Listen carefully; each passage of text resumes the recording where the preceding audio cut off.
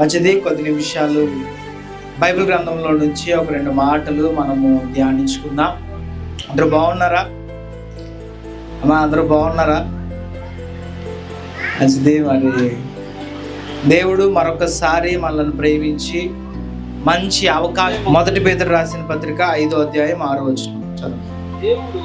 దేవుడు తగిన సమయమందు మిమ్మును హెచ్చించినట్లు ఆయన బలిష్టమైన చేతి క్రింద దీన మనసుకులై ఉండుడి. దేవునికి స్తోత్ర. పేతురు తన సంఘానికి రాస్తున్నటువంటి మాటలు అమూల్యమైనటువంటి శ్రేష్టమైనటువంటి మాటలు ఇవి. ఏమని తగిన సమయమందు దేవుడు మిమ్మలను హెచ్చించినట్లుగా మీరు దీన మనసుకులై ఉండండి. హల్లెలూయా. తగిన సమయమందు దేవుడు మిమ్మల్ని హెచ్చిస్తాడు. కాబట్టి మీరు దీన మనసుతో ఆయన బలిష్టమైన చేతుల క్రింద ఉండండి అని పేతురు తన సంఘానికి బోధిస్తూ ఉన్నాడు. సమయం అనేది చాలా విలువైనది. ఎప్పుడు ఏం జరుగుతుందో మనకు తెలియదు. ఏ సమయం ఎలా ఉంటుందో మనకు తెలియదు. మనం అనుకున్నవన్నీ అనుకున్నట్లుగా అనుకున్న రోజే జరగకపోవచ్చు. అనుకున్నవన్నీ అనుకున్న రీతిలో ఉండకపోవచ్చు. అయినప్పటికీ దేవుని సమయం అనేది ఒక సమయం ఉందట. ఆ సమయం కోసం మనము ఎదురు చూడాలి. ప్రసంగి 3వ అధ్యాయం 11వ వచనాన్ని మనము చదువుదాం. దేని కాలమునందు అది చక్కగా ఉండునట్లు సమస్తమును ఆయన నియమించి ఉన్నాడు. హల్లెలూయా. దేని కాలమందు అది చక్కగా ఉండునట్లు ఆయన నియమించి ఉన్నాడు. ఇంగ్లీష్లో చాలా క్లియర్గా ఉంటుంది. He will make everything beautiful in his time అని ఉంటుంది. అంటే తగిన కాలమందు ఆయన సమయంలో ఆయన అందముగా మారుస్తాడు ప్రతి పరిస్థితిని. ఆయనకంటూ ఒక సమయం ఉన్నదని మనం ఎల్లప్పుడూ కూడా జ్ఞాపకము చేసుకో. మరియమ్మ యేసు ప్రభు వారి దగ్గరికి వచ్చి ఇక్కడ విందులో ద్రాక్షరసం అయిపోయింది నాయన, ద్రాక్షరసం అయిపోయిందంట, కొంచెం చూడు అని చెప్తే యేసు ప్రభు వారు ఏమన్నారు తెలుసా? నాతో నీకేమి పని, నా సమయం ఇంకను రాలేదనెను. దేవునికి స్తోత్రం కలుగునుగాక. హల్లెలూయా. యేసు ప్రభు వారి దగ్గరికి మరియమ్మ వచ్చినప్పుడు ఆయన దగ్గరికి విశ్వాసంతో వచ్చింది. ఏదైనా చేయగలడు ఆయన. ఎందుకంటే చిన్నప్పటి నుంచి కూడా ఆయన గురించి మరియమ్మకు ఒక్క దానికే తెలుసు. ఆయన గురించి ఆయన దేవుడని, ఆయన మరి ఒక కారణము చేత జన్మించాడని, అవన్నీ కూడా మరియమ్మకు మాత్రమే తెలుసు. ఇంకా ఎప్పుడు అద్భుతాలు కూడా చేయలేదు ఆయన. మొట్టమొదటి అద్భుతం అది.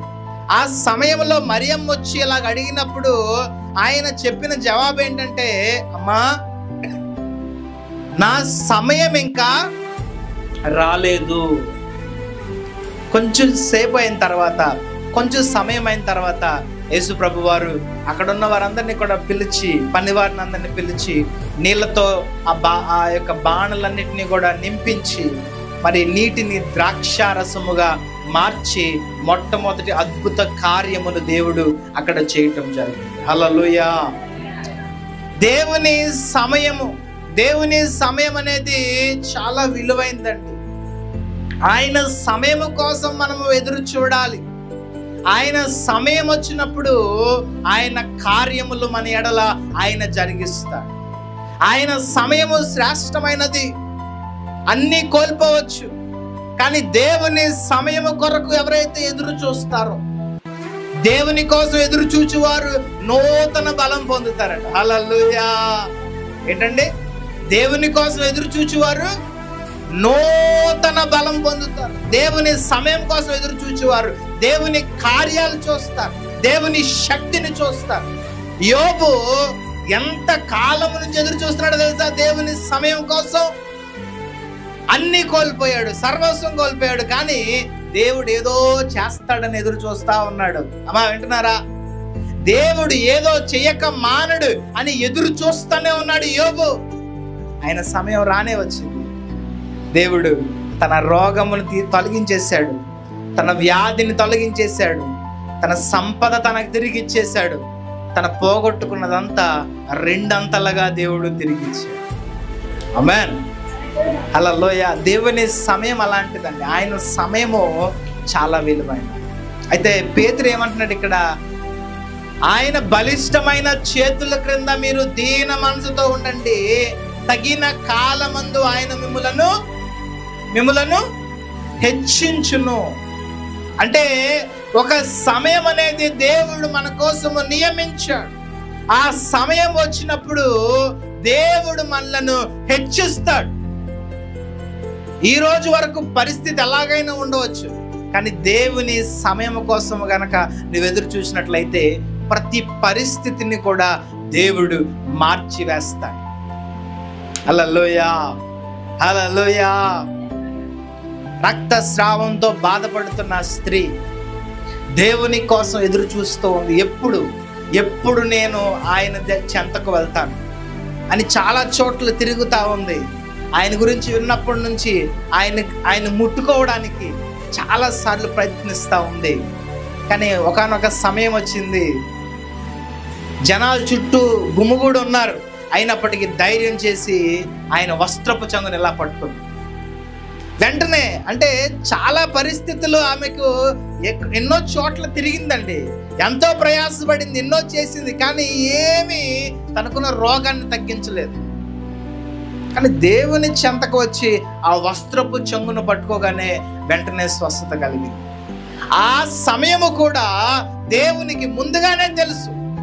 అందుకే దేవుడు ఆయన యేసుప్రభు ఆగిపోయి, ఎవరు నాలో నుంచి ప్రభావమును పోయింది, ఎవరో నా ప్రభావమును తీసుకున్నారు, ఎవరు నా వస్త్రపు చెంగును ముట్టుకుంది ఎవరు అని ఆగి ఆయన శిష్యులను అడుగుతా ఉంటే, అయ్యా చాలా మంది ఉన్నారు కదయ్యా, ఎవరో ఒకరు ముట్టుకొని ఉండొచ్చు, జనాలు ముందుకు తోసుకొస్తున్నారు, ఎవరో ఒకరు ముట్టుకొని ఉండొచ్చు అంటే, లేదు, ఒకరు ఆశతో విశ్వాసముతో నన్ను ముట్టుకున్నారు అని అంటారు దేవుడు. వెంటనే అయ్యా నేనే ముట్టుకున్నానని ముందుకు వస్తుంది. అమ్మా స్వస్థపరచబడ్డావు, ధైర్యంగా వెళ్ళు అని యేసుప్రభు వారు చెప్తారు. హల్లెలూయా.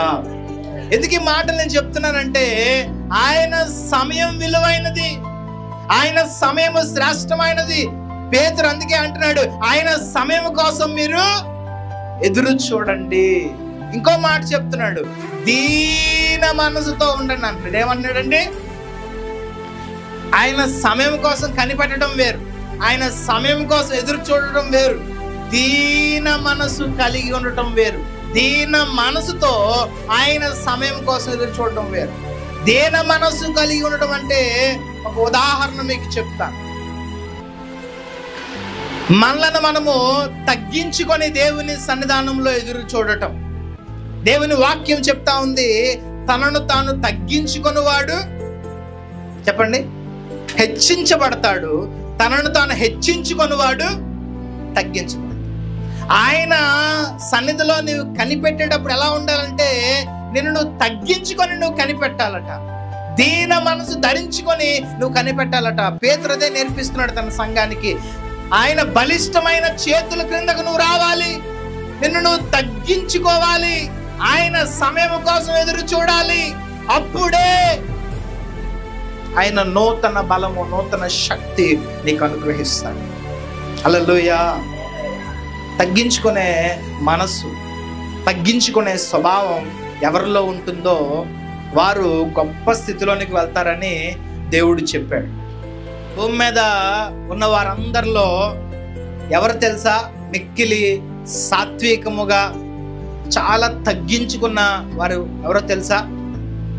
బైబిల్ అంతట్లో మనం చూసినట్లయితే అంతగా తగ్గించుకున్నది ఎవరంటే యేసు ప్రభు వారు ఒక్కరే. ఆయన ఎంతగా తనను తాను తగ్గించుకున్నారంటే, తన సింహాసనాన్ని విడిచిపెట్టి, తన స్థానాన్ని విడిచిపెట్టి, తనకున్న సమస్తం విడిచిపెట్టి, తనను తాను రిక్తునిగా చేసుకొని శిష్యుల పాదాలు పట్టుకున్నాడు. ఆయన అర్థమవుతున్నామా? శిష్యుల పాదాలు పట్టుకొని ఆయన కడిగారు. వారి పాదాలు కడిగితే వాళ్ళు ఆశ్చర్యపోయి, అయ్యా నువ్వు మా పాదాలు పట్టుకోవటం ఏంటయ్యా, మా పాదాలు పట్టుకోవద్దు, నువ్వు ఇలా చెయ్యొద్దు అని అంటే, లేదు, తనను తాను తగ్గించుకున్నవాడు హెచ్చించు. ఆయనలో ఎలాంటి గర్వము గాని అహంకారము గాని ఏమండి ఇవేవి లేవు. ఒక కంప్లీట్ హంబుల్ మ్యాన్, అంటే తనను తాను తగ్గించుకున్న ఒక మనిషి యేసు ప్రభు వారిలో మనకు కనిపిస్తాడు. ఆయనే మనకి మాదిరి. తగ్గించుకుంటున్నావా నువ్వు? చాలాసార్లు మనము తగ్గించుకోలేము. ఎందుకంటే మనకున్న పరిస్థితులను చూసుకొని, ఇంటినో పొలాన్నో ఆస్తినో ఇవన్నీ చూసుకొని మనల్ని మనం తగ్గించుకోం, హెచ్చించుకుంటూ ఉంటూ గర్వం మనలోకి వస్తూ ఉంటుంది.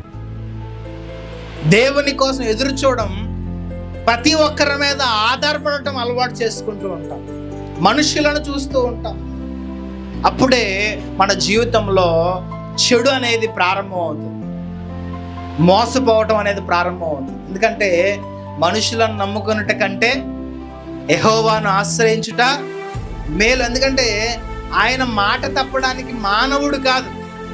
మనుషులు అనుకోండి, ఈరోజు ఒక మాట, రేపు ఒక మాట, ఈరోజు ఒకలాగా ఉంటారు, రేపు ఒకలాగా ఉంటారు. కొండల తట్టు నాకు కనులెత్తుచున్నాను, నాకు సహాయం ఎక్కడి నుంచి వచ్చును అంటాడు. నాకు ఎక్కడి నుంచి వస్తుంది ప్రభువా సహాయం? ఏ కొండ నుంచి ఎక్కడి నుంచి రాదు, కేవలము యెహోవా వలనే నాకు సహాయము కలుగును అన్నని దావీదు భక్తుడు ఎందుకు అన్నాడంటే, ఎత్తైన స్థలములలో నుంచి సహాయం వస్తుందేమో, గొప్ప గొప్ప వారి నుంచి సహాయం వస్తుందేమో అని ఎదురు చూశాడు. కానీ ఎవరూ సహాయం చేయలేదు, మోసపోయాడు. ఎదురు చూసిన ప్రతిసారి అంటున్నాడు, యెహోవాను ఆశ్రయించుట. ఇదే మనల్ని మనం తగ్గించుకుంటామో దేవుని సన్నిధానంలో, మనల్ని రిక్తులుగా చేసుకుంటామో, మన జీవితంలో అయ్యా ప్రభువా మేము ఏమీ కాదు నాయనా, మేమున్న స్థితి, మేము ఇలా ఉన్నామంటే అది నీ వలనే ప్రభువా అని మనము జ్ఞాపకం చేసుకుంటూ, గుర్తు చేసుకుంటూ దేవుని సన్నిధానంలో మనం తగ్గించుకుంటామో, అప్పుడే దేవుడు మన జీవితములను హెచ్చిస్తాడు. హల్లెలూయా. ఇంకొకరు ఉన్నారు బైబిల్లో బాగా తగ్గించుకున్న వాళ్ళు.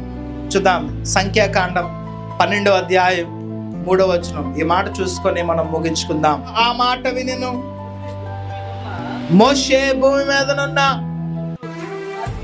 వారందరిలో మిక్కిలి సాత్వికుడు యెహోవా,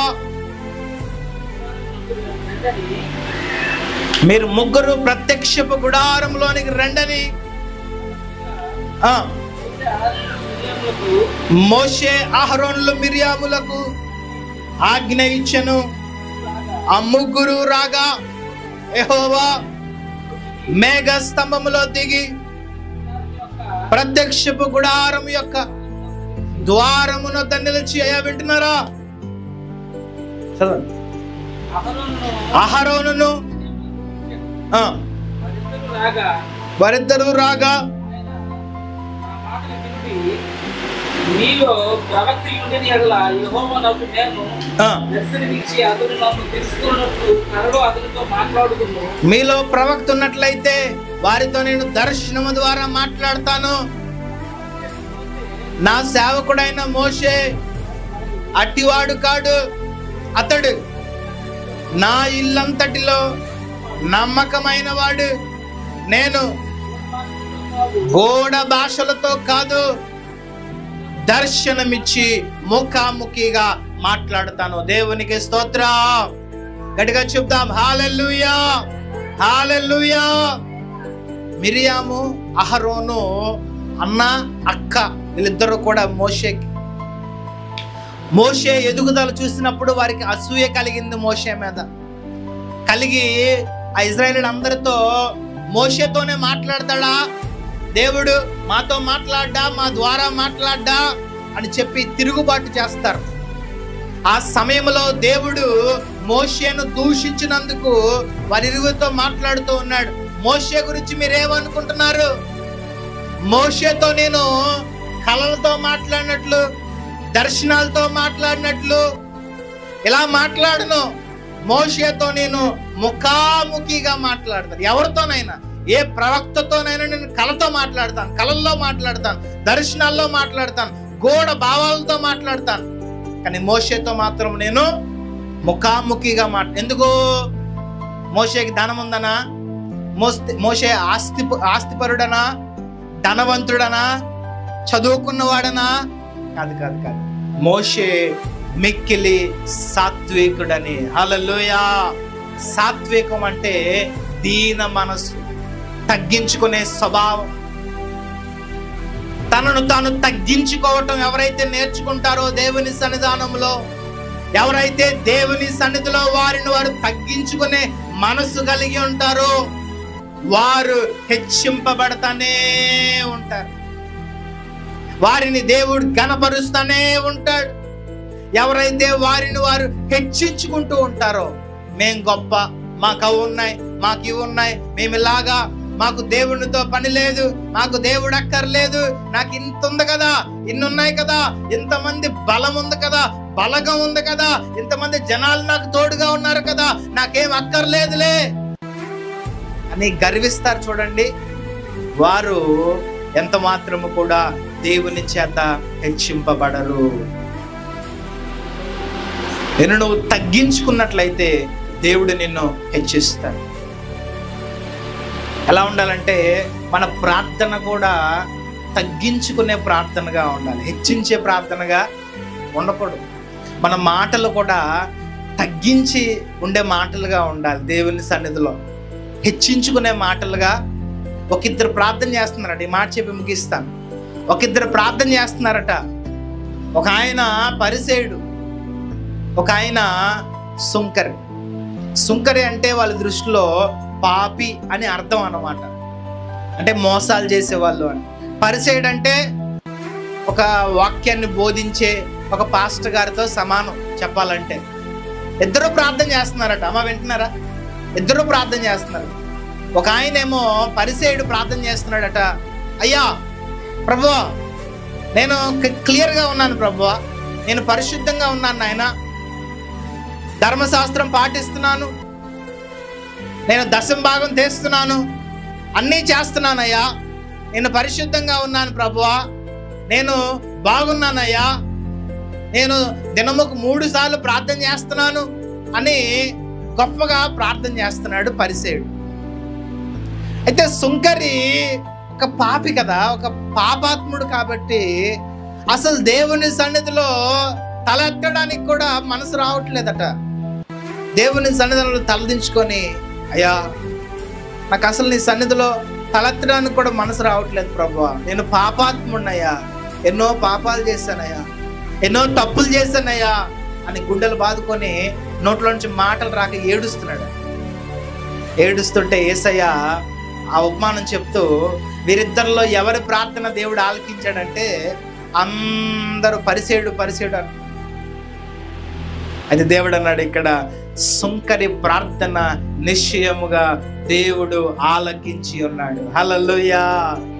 అంటే చూడండి, మన ప్రార్థన, మన జీవితము తగ్గింపు స్వభావముతో కూడినదైతే, దేవుని ముందు మనము తగ్గించుకొని మనము జీవించినట్లయితే దేవుని కార్యాలు మన జీవితంలో తగ్గించుకోవాలి. ఆయన బలిష్టమైన చేతుల క్రిందకు మనం రావాలి అని దేవుని వాక్యం చెప్తాము.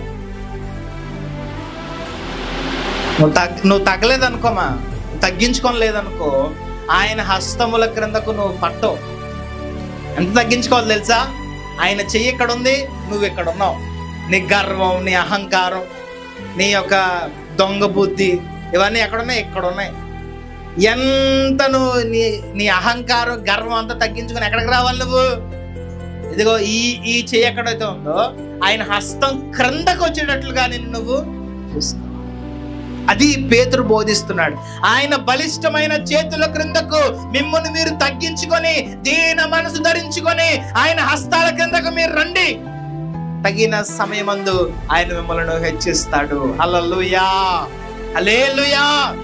నువ్వు గనక తగ్గించుకున్నట్లయితే, నీ గర్వాన్ని విడిచి, నీ అహంకారాన్ని విడిచి ఆయన పాదాలు పట్టుకున్నట్లయితే నీ జీవితాన్ని ఆయన మార్చడానికి ఆయన సిద్ధంగా. ఎలాంటి వ్యక్తివైనా, ఎలాంటి పనులను చేసిన వ్యక్తివైనా ఆయన దగ్గరికి తగ్గించుకొని నువ్వు వస్తే, ఆయన పాదాలు పట్టుకుంటే ఆయన నీ జీవితంలో గొప్ప కార్యాలు చేస్తాడు. ఆమేన్. అటువంటి కృప దేవుడు మనందరికీ అనుగ్రహించును గాక. అందరూ మోకరిద్దాం.